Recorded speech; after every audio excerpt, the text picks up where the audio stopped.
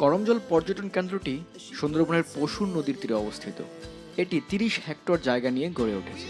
মংলা সমুদ্র বন্দর থেকে এর দূরত্ব প্রায় ৮ কিলোমিটার। মংলা থেকে এখানে ইঞ্জিন চালিত নৌকায় আসতে সময় লাগে ১ থেকে দেড় ঘন্টা। আর এই ১ থেকে দেড় ঘন্টা আপনারা রোমাঞ্চকর একটি নৌ ভ্রমণের স্বাদও পেয়ে যাচ্ছেন। তাই চলুন আপাতত আমরা পশুর নদীর সৌন্দর্য দেখতে দেখতে করমজল যাই।